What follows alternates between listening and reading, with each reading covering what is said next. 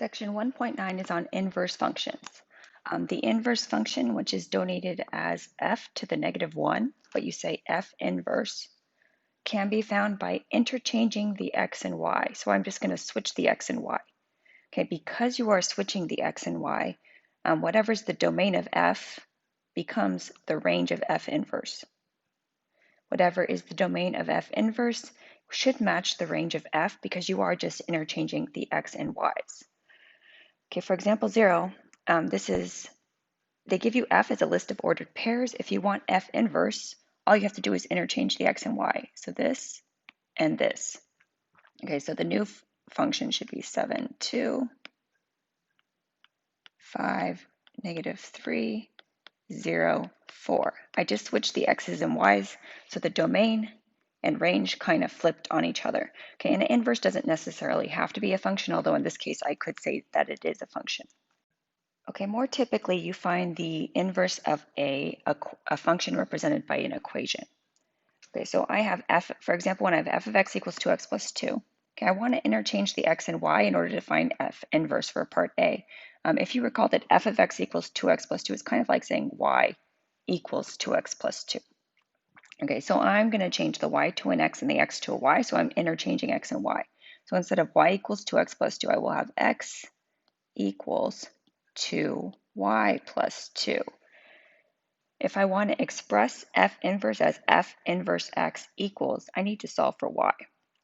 Okay, so I'm going to minus the 2 to the other side. So I have x minus 2 equals 2y. I'm going to switch the equation around because for some reason that bothers people. Divide everything by 2.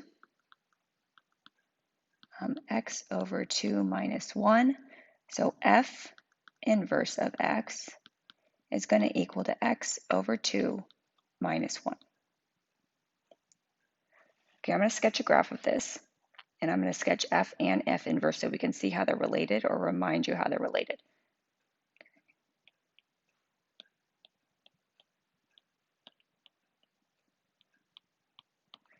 Let's see. I'm going to go ahead and graph f first. So the y-intercept is 2. This is a line. Up 2 over 1. I'm just doing a sketch. Okay, so this is f. F inverse is also a line. The y-intercept's negative 1. What's the slope? The slope is 1 over 2. Okay, so it's going to go something like this. Okay, now if I'm just glancing at f and f inverse, because I exchanged the x and y, this actually reflects over the y equals x line. Okay, and you don't have to draw the y equals x line, but I want to draw it so you can see how it's related.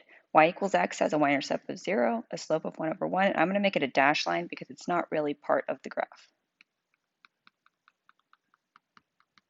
Okay, if I look at f and f inverse, they do appear to be reflecting over the y equals x line, and they actually equal each other where they hit the y equals x line because the two functions should match if y and x are exactly the same.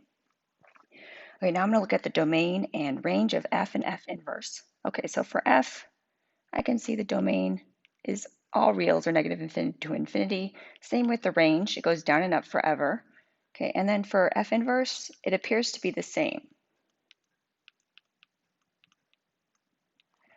Okay, even if I didn't know what the domain for and range for f inverse were, I do know that the domain of f must match the range of f inverse, which they do. And the range of f and the domain of f inverse should match because I'm interchanging the x and y. And this becomes more important on functions where there is a limit in the domain or the range. Okay, for example 2, I'm going to do the same steps except for now I'm going to consider the function g of x equals the square root of x plus 3, partly just because I can tell there's a domain restriction and I want to see how that plays out in the graph and the function. So to find g inverse, instead of y equals square root of x plus 3, I'm going to say x equals the square root of y plus 3. Okay, and then I'm going to solve for y. So I'm going to go ahead and square both sides. Okay, and then I can subtract 3.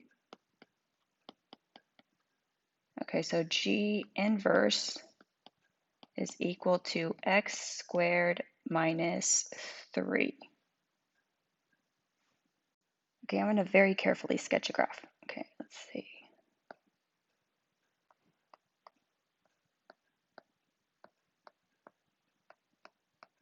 Okay, so g of x is root x plus 3, so it's shifting to the left 3, 1, 2, 3, and it's a radical function. So it should go something like this. That seems reasonable. Okay, now g inverse x equals x squared minus 3, and that appears to be a parabola. Okay, which is a little weird because looking at my graph, the square root function looks like half a parabola. So I'm going to kind of plot out the points and then I'm going to think about this ahead of time. Okay, if I were plotting a parabola, it goes down 3. It would have points on either side, something like that, depending on how exact you are. And it would kind of make that nice U shape. Okay, I'm going to examine the domain and range before I continue because I already know something's wrong because there's not a parabola going sideways. Okay, so the domain of g of x, see it's a radical. So x plus 3 has to be greater or equal to 0. So x is greater or equal to negative 3, which mean this goes from negative 3 to infinity. Or I could just look at the graph and I can see that x starts at negative 3 and it goes to the right. Okay, the range, okay, I know the square root's not going to be lower than 0, so it's going to be from 0 to infinity. Or if I look at the graph, 0 and going up. Okay, even though I haven't graphed my parabola yet because I sense trouble, I know that this should match this. Okay, which it does look like it does because the parabola goes down to negative 3 and then it goes up. So that looks okay. I also know that the domain should match the range. Okay, now that is not something my parabola does. My parabola looks like it's going to be graphed from negative infinity to infinity. So I need to go back and honor the domain. Okay, so the domain of f inverse must be only from 0 to infinity, including 0. So this is really saying x is greater or equal to 0. So even though I have two halves of the parabola, I only want to graph the half where x is greater or equal to 0. So that's this, and it's going this way. Okay, that looks right because even though it doesn't ask me to, if I drew the y equals x line, it would look like it's reflecting across that line. If I had drawn the full parabola, it would not have looked correct and I would have known to go back and double check. Okay, sometimes you just want to verify that two functions are in fact inverses. And the way you do so is you do f of f inverse of x and see if that equals x. And f inverse of f of x should also equal x because the y's, everything should cancel out because you're kind of undoing everything you did. So I have the function f of x equals the fifth root of x minus 4 and g of x equals x to the fifth plus 4. I want to confirm that these are inverses of each other or prove that they're not inverses of each other. Okay, so I need to compose them two ways. So it doesn't matter which one you do first, they need to both work. So if I do f of g of x, okay, I'm doing the fifth root of what's g of x? G of x is x to the fifth plus 4, and then minus 4.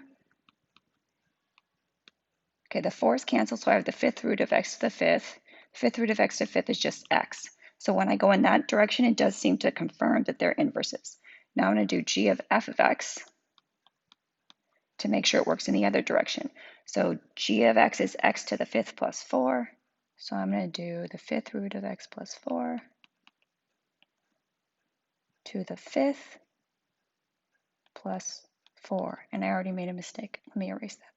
There should be a minus sign, huh?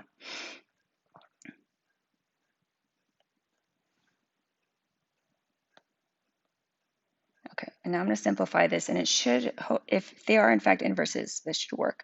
Okay, the fifth power and the fifth root cancel. So I'm going to get x minus 4, and then I have this plus 4 at the end.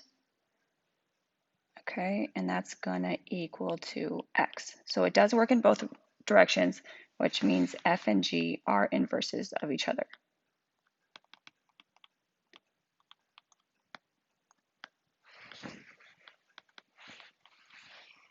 Okay, for the last example, we're just going to practice finding the inverses algebraically.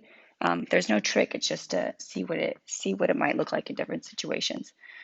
Okay, so f of x equals x cubed minus 10 is y equals x cubed minus 10, so I'm going to interchange the x and the y. And then I'm going to isolate the y so I can see what the inverse is equal to, so I'm going to add the 10 over. Okay, and then to cancel the third power, I'm going to do the third root. Okay, so then I get y equals the third root of x plus 10, but I'm really trying to express that this is the inverse of f. So f inverse of x equals the third root of x plus 10. You don't need, there is no domain restriction, but you wouldn't need to state it unless it specifically asks you to. Okay, I'm going to do the same thing for b. b is g of x equals negative 5 over x. This does have a domain restriction, but we will assume everyone's respecting domain. So it's y equals negative 5 over x. I'm going to change it to x equals negative 5 over y. Let's see. I'm going to times the y to the opposite side to cancel the y out. xy equals negative 5. I'm isolating the y, so y equals negative 5 over x, which means the inverse of g is equal to negative 5 over x, which kind of makes sense because if you imagine this rational function and then you reflect it over the y equals x line, it would actually look exactly the same. Okay, and then there's one more, and this one has a little bit of algebra to it. Okay, let's see. Okay, I have y equals x plus 5 over x minus 2. So I'm going to make it x equals y plus 5 over y minus 2. And there's multiple ways to do it, and we should have similar answers. I'm going to multiply by the y minus 2. Okay, so x times y minus 2 equals y plus 5. I think I'm going to go ahead and distribute so I can get the y's a little more separated. Okay, I'm not sure what to do, but I'm at least going to get the y's to the same side of the equation so I can try to isolate them after that. So I'm going to keep the xy on this side, and I'm going to minus the other y to this side. Okay, I'm going to move the 2x to the other side and the plus 5 here. Okay, now the y's are at least on the same side of the equation, but I want to isolate them. So I'm actually going to factor the y out so I can get it by itself. If I do this, then y times x gives me xy minus y times 1 gives me y. Okay, at least the y is isolated now, so I can divide the x minus 1 to the opposite side. Okay, and then I'm going to rewrite this in inverse. So this is h inverse of x equals 2x plus 5 over x minus 1. And if you had done kind of the opposite steps as me, you would have opposite signs that would be equivalent to this expression.